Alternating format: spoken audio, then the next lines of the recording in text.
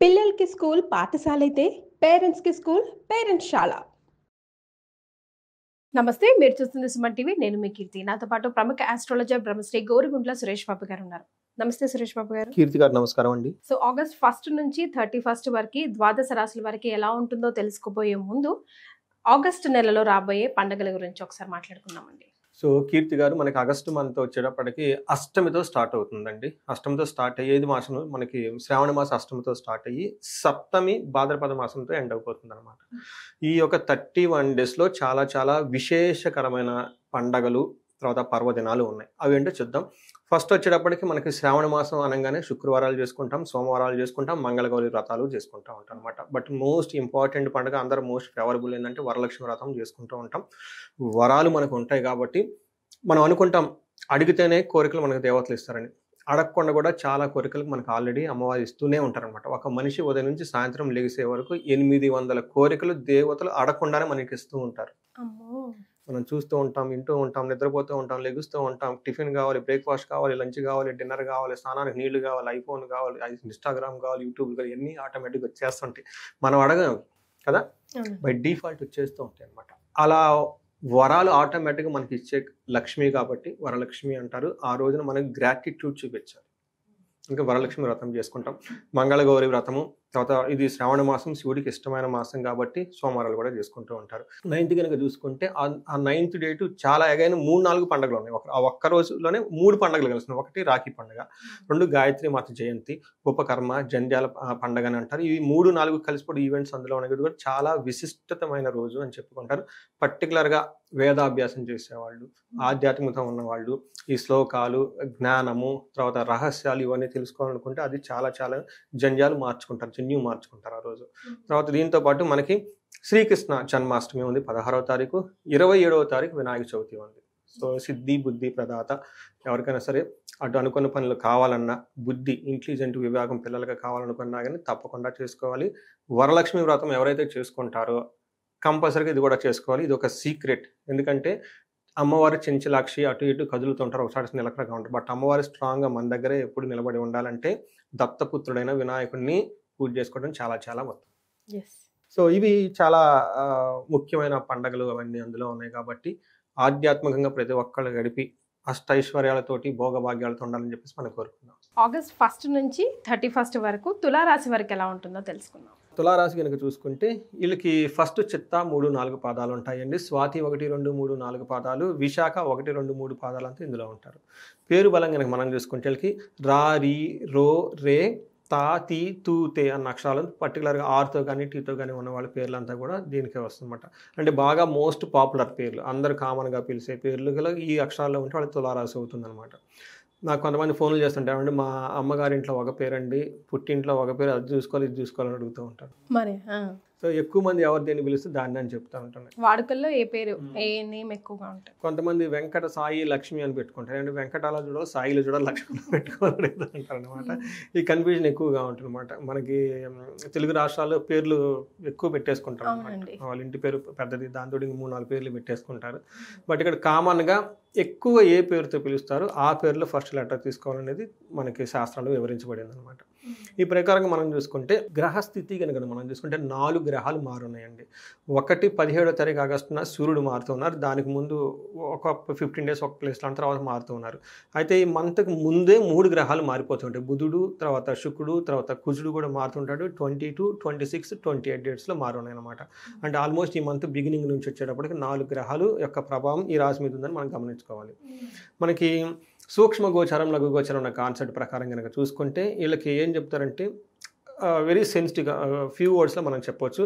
విత్తలాభం, వ్యాధ్యార్థం, అశేష సౌఖ్యం, స్త్రీ సుఖాప్తి అని చెప్తారు. అంటే ధన ప్రవాహంగా వీళ్ళకి లాభం ఉంటుంది కానీ టయానికి ధనం అందదు అని చెప్తారు. తర్వాత స్త్రీ సుఖాప్తి, వీళ్ళకి స్త్రీల ద్వారా ఒక హ్యాపీనెస్, లేదంటే జెంట్స్ ద్వారా, అంటే బేసికల్గా స్త్రీలు అయితే జెంట్స్ ద్వారా, జెంట్స్ స్త్రీ లేడీస్ ద్వారా ఒక బెనిఫిట్ జరిగే అవకాశం ఎక్కువగా ఉంటుంది. తర్వాత హెల్త్ విషయంలో కొంచెం జాగ్రత్తగా ఉండాలి అని చెప్తూ ఉంటారు అనమాట. అంటే ఒక రకంగా చూడాలంటే ఇది కొంచెం వీళ్ళకి మిక్స్డ్ రిజల్ట్ అని మనం చెప్పుకోవచ్చు ఈ మంత్. మన సూర్యుడు 11వ ఇంట్లో ఉండటం వల్ల ఇది మంచి పొజిషన్, సూర్యుడికి చాలా మంచి పొజిషన్ అని చెప్పుకోవచ్చు. తర్వాత 5th హౌస్లో దృష్టి ఉండటం వల్ల 5th హౌస్కి సంబంధించిన విషయాలు, పిల్లలకు సంబంధించిన విషయాల్లో పెద్ద పెద్ద ప్లానింగ్లు చేయడానికి, స్ట్రాటజీస్ లాంటి ఫ్రేమ్ చేసుకోవడానికి, లవ్ రిలేటెడ్ మ్యాటర్స్లో అంత అనుకూలంగా ఉండదు. కానీ ఓవరాల్గా 11th హౌస్లో సూర్యుడు చాలా స్ట్రాంగ్గా ఉంటారు. మనకు మహర్షులు ఏం చెప్తారంటే అర్ధాచ స్వకులాచార గృహే నిత్యోత్సవం శుభం నిత్య మాధుర్య భుక్తిచ లాభే ఏకాదశ రవి అని చెప్తారు. రవి 11వ ఇంట్లో ఉండటం వల్ల ధన ప్రకారం బాగుంటుంది. కులాచార వాళ్ళ ఫ్యామిలీకి సంబంధించిన దేవతలను పాటించడం, పూజ చేయడం అన్నీ ఎక్కువగా చేస్తారు. అందుకని మనం ఇందాక శ్రావణ మాసం గురించి చెప్పుకున్నాను అనమాట. ఈ యొక్క డేట్స్ ఉన్నాయి, వీళ్ళకి ప్లానెట్ పొజిషన్ సూర్యుడు అనుకూలంగా ఉన్నారు ఇవన్నీ చేయడానికని. గృహే నిత్యోత్సవం శుభం, గృహంలో చాలా బాగుంటుంది, శుభకరంగా ఉంటుంది. చక్కటి పిండి వంటలు అవన్నీ చేసుకొని తినే అవకాశం కూడా వీళ్ళకి ఎక్కువగా ఉంటుంది. తర్వాత కుజుడు వీళ్ళకి అగైన్ మిక్స్డ్ రిజల్ట్ ఇస్తున్నారండి. ఒక రకంగా పాజిటివ్ సెన్స్లో చూస్తే ధన ప్రవాహం చాలా ఇస్తారు కుజుడు. కానీ కుజుడు 12వ ఇంట్లో ఉండటం వల్ల ఒక్క విషయంలో చాలా కేర్ఫుల్గా ఉండాలి. హాస్పిటలైజేషన్ అయ్యే అవకాశం ఎక్కువగా ఉంటుంది వీళ్ళకి. లేదంటే వీళ్ళ ఫ్యామిలీ మెంబర్స్కి ఎవరికో ఒకరికి హెల్త్ బాగోకపోవడంతో తద్వారా హాస్పిటల్కి వెళ్ళే అవకాశం ఎక్కువగా ఉంటుంది. అక్కడ ధనం ఖర్చు పెట్టే అవకాశం ఎక్కువ ఉంటుంది. లేదంటే ఇంపల్సివ్ భయం, అనవసరంగా పోయేసి కొనుక్కొని వచ్చే అవకాశం ఎక్కువగా ఉంటుంది. సో ఈ విషయంలో కేర్ఫుల్గా ఉండాలి. ప్రవాసం వ్యాధి పీడాంశ బంధువైరం ధనక్షయం దేహ పీడాది సంచారం ద్వాదశకే కుజ అని చెప్తారు. అంటే అనవసరమైన ట్రావెల్ చేస్తారు, ధనం పోగొట్టుకుంటారు. అనవసరమైన పెద్ద పెద్ద టూర్లు పట్టుకుంటారు, ధనం పోగొట్టుకుంటారు. లేదంటే వ్యాధి, హెల్త్ కాంప్లికేషన్స్ వల్ల ధనం పోగొట్టుకునే అవకాశం ఎక్కువగా ఉంటుంది. లేదంటే ప్రవాసం, ఫారిన్ టూర్లకు వెళ్ళిపోయే అవకాశం ఎక్కువగా ఉంటుంది, అక్కడ కూడా ధనం పోగొట్టుకుంటారు. బట్ టోటల్గా విపరీతంగా ధనం లాస్ అయ్యే అవకాశం ఎక్కువగా ఉంటుంది. లేదంటే బంధువుల ద్వారా ధనం. బట్ టోటల్గా ఏ ప్రకారంగా కనుక చూస్తే వీళ్ళకి ధనం ఎక్కువగా కోల్పోయే అవకాశం ఎక్కువగా ఉందని చెప్పాలి. మనకి 3వ ఇంట్లో దృష్టి ఉండటం వల్ల అగైన్ ధనం వస్తుంది. ధనం కోల్పోయే అవకాశం ఎంత ఎక్కువగా ఉందో ధనం సంపాదించే అవకాశం కూడా ఉంది.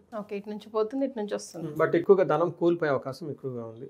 ఇది మిక్స్డ్ రిజల్ట్. మనకి వీళ్ళకి అదృష్టం ఏమంటే శుక్రుడు వీళ్ళకి విపరీతంగా యోగ్యతను ఇస్తూ ఉన్నాడండి. 9వ ఇంట్లో శుక్రుడు భాగ్యాన్ని తీసుకొస్తాడు, లక్.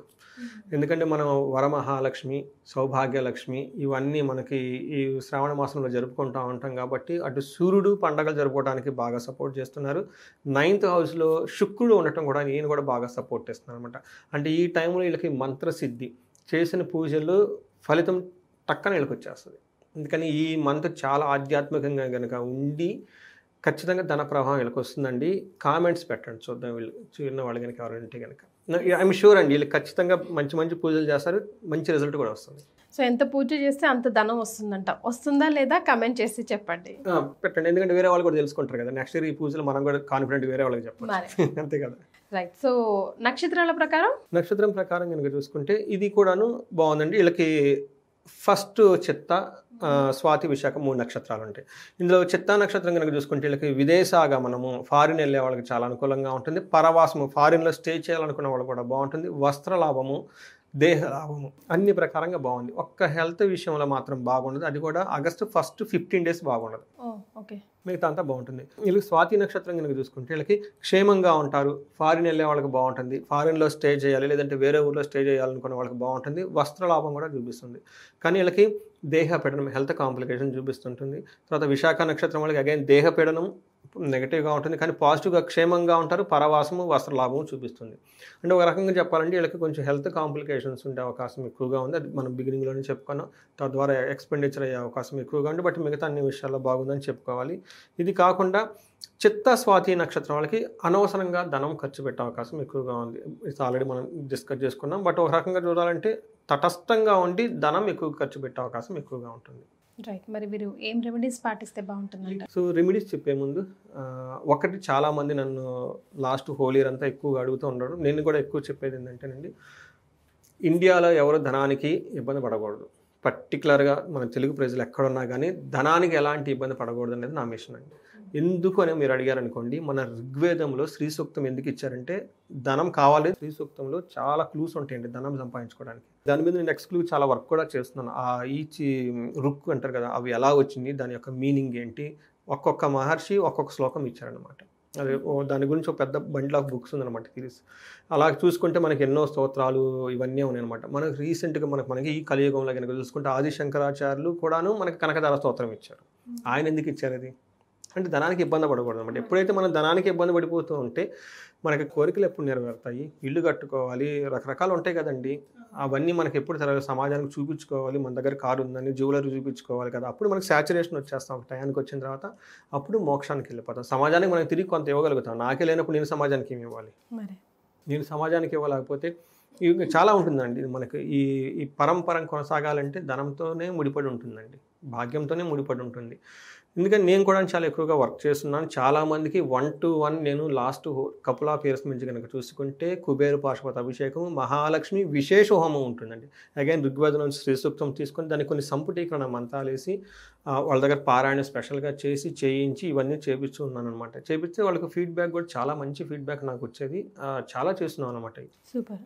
అయితే ఏమవుతుందంటే ఇవి కొంచెం ఎక్స్పెన్సివ్గా ఉంటాయి. ఎందుకంటే వాళ్ళ ఇంట్లోనే చేయడానికి నేను ఇష్టపడతాను అనమాట. వాళ్ళ ఇంట్లో నెగిటివ్ వైబ్స్ అన్ని పోతుంటుంది. ఎక్కువగా వాళ్ళ ఇంట్లో ఫ్యామిలీ మెంబర్స్ అంతా కూర్చొని నేను చేయమని చెప్తాను. చాలా ఎక్కువ మందిని కూడా పిలవమని చెప్తాను, సరౌండింగ్ పీపుల్ అంతా. అది ఎక్స్పెన్సివ్తో కూడుకుంటుంది. బట్ చాలామంది ఏమండి మాకు ఇంట్రెస్ట్ ఉంది కానీ ఏదైనా సామూహికంగా ఏదైనా ఉంటే కనుక చూడండి మేము కూడా జాయిన్ అవుతామని అడిగారు. ఆ టైంలో నాకు కుదరలేదు, అవకాశం కూడా లేదు. బట్ ఈసారి అయితే అవుతుందంటే మనకి శ్రావణ మాసాన్ని పురస్కరించుకొని లాస్ట్ శుక్రవారం వస్తుందండి, అంటే అమావాస్య ముందు వస్తుందన్నమాట. అప్పుడు మనకు 21, 22 ఈ 2 డేస్లో నేను ఏదైతే అందరికీ ఇప్పటిదాకా చేపిస్తున్నానో దాన్ని సామూహికంగా చేయాలి, ఓపెన్గా చేయాలనే ఒక ఉద్దేశంతో స్టార్ట్ చేశానండి. ఇంట్రెస్ట్ ఉన్న వాళ్ళు కనుక స్క్రీన్ మీద కనిపిస్తున్న నెంబర్కి ఫోన్ చేసి మనకి కనుక్కుంటే దాని యొక్క వాళ్ళకి వచ్చిన స్పందనను బట్టి అగైన్ నేను మంచి హ్యూజ్ క్రౌడ్ ఎక్స్పెక్ట్ చేస్తున్నాను. ఎందుకంటే గ్రాండ్గా చేస్తే బాగుంటుంది. తర్వాత వచ్చిన వాళ్ళకు కూడాను కుంకుమ పూజ, తర్వాత అక్కడికి వచ్చిన వాళ్ళకి సర్ప్రైజింగ్గా కొన్ని గిఫ్ట్స్, తర్వాత మహాలక్ష్మి కిట్, తర్వాత ఎలా ఉంటే ఇవన్నీ ప్లాన్ చేస్తూ ఉన్నాం అనమాట. బట్ అగైన్ స్పందనను బట్టి దాన్ని బట్టి ముందుకు వెళ్ళటమా లేదన్నది కూడా అగైన్ ఆలోచించాల్సి ఉంటుంది అనమాట. ఎవరైనా కనుక ఇంట్రెస్ట్ ఉంటే స్క్రీన్ మీద కనిపిస్తున్న నెంబర్ కనుక కనెక్ట్ అయితే మన వాళ్ళకి హెల్ప్ చేయొచ్చు. సో వీళ్ళకి మీరు పర్టికులర్గా కనుక చూసుకుంటే తులారాశి వాళ్ళకి కుజుడికి సంబంధించిన విషయాలు, తర్వాత సూర్యుడికి సంబంధించిన విషయాలు వీళ్ళకి మిక్స్డ్గా ఉందన్నమాట. అందులోనే మనం కనుక చూసుకుంటే వీళ్ళకి దేహపడిన హెల్త్ కాంప్లికేషన్ చూపిస్తుంది. ఆరోగ్యం చాలా స్ట్రాంగ్గా ఉండాలి కాబట్టి వీళ్ళకి సూర్యుడు వచ్చేటప్పటికి ఆరోగ్య ప్రదాతం. వీళ్ళకి సూర్యుడికి ఆరోగ్యం ఇచ్చినా కానీ, లేదంటే మనకి ఆదిత్య హృదయ స్తోత్రం అంటే, లేదంటే సూర్య అష్టకం అని ఉంటుందండి. ఇది చాలా సింపుల్, ఈజీగా ప్రతి ఒక్కరు చదువుకోవచ్చు. సూర్య అష్టకం చదువుకున్న దీనితో పాటు వీళ్ళు సుబ్రహ్మణ్యేశ్వర స్వామి భుజంగ స్తోత్రం అని ఉంటుంది, ఇది చదువుకున్నా, లేదంటే మానసాదేవి ద్వాదశ నామాలని ఉంటాయి. ఇది చాలా పవర్ఫుల్ అనమాట.